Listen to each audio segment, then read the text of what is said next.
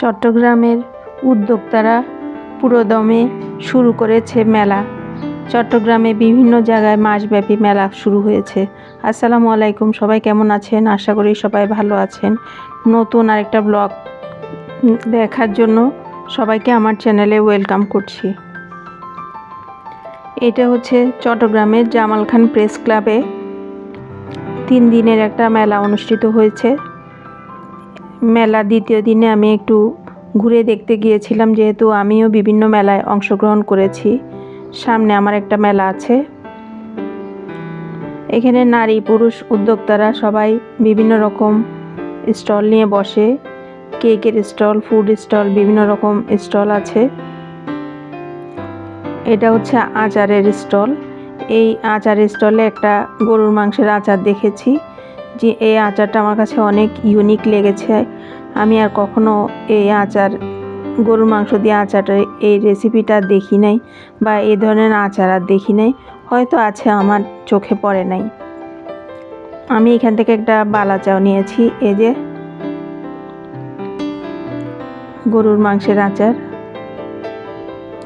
এই নারী উদ্যোক্তার অনেক রকমের আচার নিয়ে বসেছে, বিভিন্ন রকম আচার আছে। তারপরে জুয়েলারি আছে, কসমেটিক্স আছে, কাপড় আছে। তারপরে লাইভ বিভিন্ন রকম খাবার রেডি করে করে দিচ্ছে, চা আছে। সবাই ঈদের আগে, যেহেতু রমজানের আগে এসব মেলাগুলা অনুষ্ঠিত হচ্ছে, তাই অনেকে ঈদ উপলক্ষে বা রমজানের মাসের আগেই টুকিটাকি কেনাকাটা করছেন। কেউ কাপড় চোপড়, জুয়েলারি, কসমেটিক্স সবাই কিনছেন। যারা আমার ব্লগ দেখেন তাদেরকে অনুরোধ করবো একটা লাইক দিয়ে ব্লগটা দেখা কন্টিনিউ করবেন। আমার ভিডিওটা ভালো লাগলে একটা লাইক দিয়ে ভিডিওটা পুরো দেখে নেবেন। চ্যানেলটা সাবস্ক্রাইব করে দিবেন নতুন ভিজিটর হয়ে থাকলে। আর কোনো অংশ ভালো লাগলে ফ্রেন্ডসের সাথে শেয়ার করবেন। এই যে ঘুরে ঘুরে আমি প্রত্যেকটা স্টলে দেখছি বিভিন্ন রকমের জিনিসপত্র, সুন্দর সুন্দর জিনিস বানিয়ে রেখেছে। এখানে কুশি কাটার বিভিন্ন রকম জিনিস আছে। এই যে বাচ্চাদের অনেক সুন্দর সুন্দর খেলনা দেখে ধরে ধরে দেখছিলাম, বিভিন্ন রকম খেলনা। এটা হচ্ছে একটা জুয়েলারি স্টল, কসমেটিক্সের স্টলও আছে, কিন্তু আমার কাছে এই খেলনার স্টলটা অনেক সুন্দর লেগেছে। সুন্দর সুন্দর, অনেক সুন্দর সুন্দর খেলনা। অনেক জামাল খান মোড়ে যেহেতু অনেক স্কুল আছে, অনেক গার্জিয়ানরা, বাচ্চারা আসছে, আবার দিনের বেলা স্টুডেন্টরাও আসে। এখানে বেশ রাশ থাকে, চারিদিকে অনেক মানুষ চারিদিক থেকে আসে। সবার আসা যাওয়াতে মেলাটা বেশ জমে উঠেছে, বেশ ভালো লাগছিল। সবার সাথে দেখা হয়ে, যেহেতু আমি ফুড স্টল নিয়ে কাজ করি, সবাই আমাকে দেখে জিজ্ঞেস করছে আমি কেন এবার ফুড স্টল দিই নাই। আমি যে না, আমি এখানে দিই নাই, অন্য জায়গায় দিব। 2-1 দিন পরে আমার ফুড স্টলের মেলাটা আছে, তাই একটু ব্যস্ত সময় পার করছি। আর টুকিটাকি কাজকর্মও থাকে।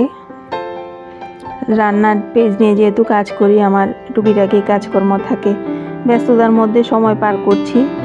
তারপরে সবার সাথে দেখা হয়ে, পরিচিত উদ্যোক্তাদের সাথে দেখা হয়ে বেশ ভালো লেগেছে। ওরাও সবাই আমার সাথে ওদের কুশল বিনিময় করছে। যেহেতু আমি ফুড স্টল দেই, তখন ওরা আমার থেকে সবাই খাবার কিনে খায়। ওই জন্য বারবার আমাকে জিজ্ঞেস করছে আমি কেন ফুড স্টল দিই নাই। আমি যে আমার শরীরটা একটু ভালো লাগছে না, তাই দিই নাই। তারপর অনেক স্টুডেন্টরা এখানে, বিভিন্ন রকম কলেজও আছে, ও কলেজের স্টুডেন্টরাও আমার থেকে অনেক খাবার নিয়ে গিয়েছিল আমি যখন আগে স্টল দিয়েছিলাম। ওরা এসে আমার সাথে দেখা হওয়ার পর জিজ্ঞেস করছে যে আন্টি কেন আপনি এবার স্টল দেন নাই।